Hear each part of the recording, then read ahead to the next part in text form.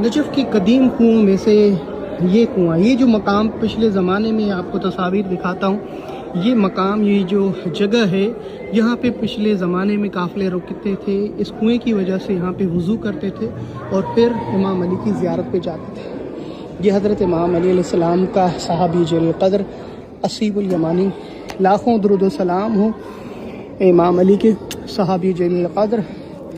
और जब मौला ने इनको दुआ दी थी तो फिर इनको जो इज़्ज़त और इनकी नुकसान हुआ था 10 बराबर इनको वापस मिला था।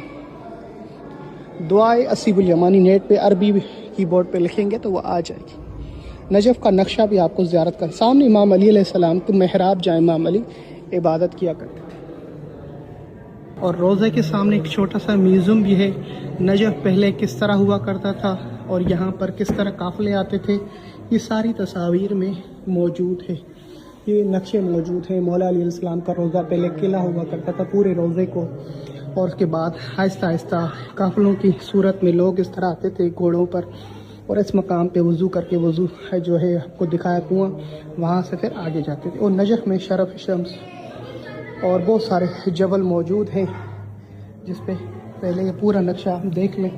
ये समंदर जो हज़रत नूह के अज़ाब का पानी, वो मौला अली का रोज़ा मुबारक, हूद साले की कब्र, दुर्रे नजफ़ यहाँ से निकलते हैं जब बारह में रहमत करते थे। पिछले ज़माने में जो बर्तन यूज़ हुआ करते थे ये उनके यहाँ पर मौजूद है। ये चाय की कोरियाँ वगैरह, ये सारे गुम्बस, पंचे और घोड़ों पे सवारी पे जिस पे बैठते हैं वो,